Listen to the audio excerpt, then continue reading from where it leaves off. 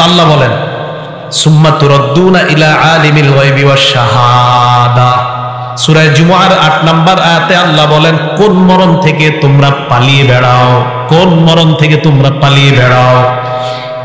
আল্লাহ বলেন তোমাদেরকে দৃশ্য অদৃশ্যের রব আল্লাহর দিকে তোমাদেরকে ফিরে যাইতে হবে। ফায়ুনাব্বিউকুম বিমা কুনতুম তা'মালুন, তোমাদেরকে তোমাদের আমল সম্পর্কে আল্লাহ জানায় দিবে কিয়ামতের ময়দানে। হাফেজ সাহেবরা 15 নম্বর পারার 2 নম্বর পৃষ্ঠাটা খুলবেন, খোলার পর আল্লাহ আপনার আমলনামাটা দিয়ে বলবে ইকরা কিতাবাকে, বান্দা নে তুই তোর আমলনামা পড় পড় পড়। কাফা বিনাফসিকাল ইয়াউমা আলাইকা হাসিবা, আজকে হিসাবের জন্য তুই যথেষ্ট, তুই তোর আমলনামা পড়। ওই বান্দা আমলনামা খুলবে, খোলার পর 15 নম্বর পারার 18 পৃষ্ঠায় দেখবেন 2 নম্বর লাইন থেকেই শুরু।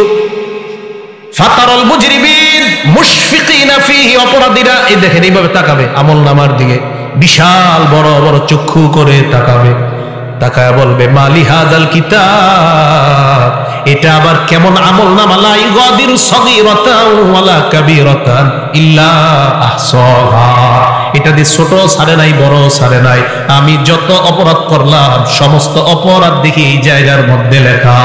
এই জন্য মনে রাখবেন আমার আপনার প্রত্যেক দিন আমার আপনার আমলনামা লেখার জন্য ফেরেশতা কাঁধের মধ্যে আছে।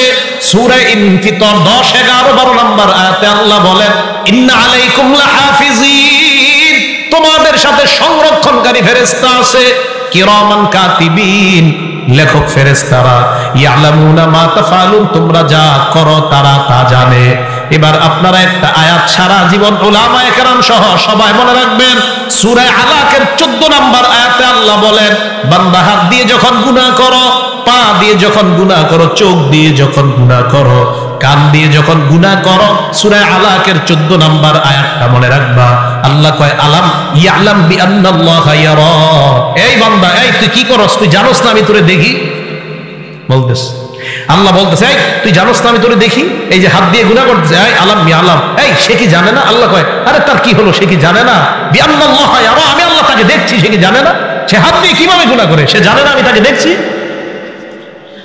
সূরা কফের 26 নম্বর আয়াতে আল্লাহ বলেন ওয়ালাকাদ খালাকনাল ইনসান, আমি মানুষ বানাইছি, ওয়া না'লামু মা তুওয়াসওয়িসু বিহি নাফসু, মানুষের অন্তর কি কুমন্ত্রণা দেয় আমি জানি। আমার দিকে তাকান, এই যে আমি কথা বলতেছি আরিফ বিন হাবিব, আল্লাহ কয় আমি শুনি।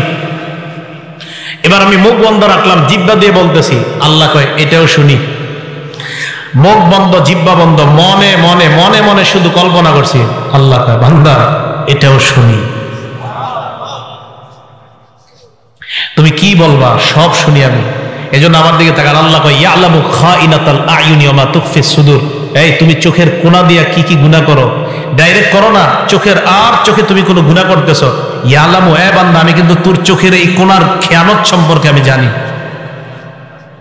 রাস্তা দিয়ে হাঁটতেছেন এইভাবে চোখের কোণা দিয়ে গুনাহ করতেছে, একটা আয়াত সারা জীবন মুখস্থ রাখেন, তা আপনার জন্য যথেষ্ট। ইয়ালামু খাইনা, আপনি রাস্তা দিয়ে হাঁটবেন না, চিন্তা করবেন আল্লাহ বলছে আমার চোখ নাকি কোনো খেয়ানত যদি আশেপাশে চুপে চুপেও করে ফেলে, এটাও আল্লাহ জানে।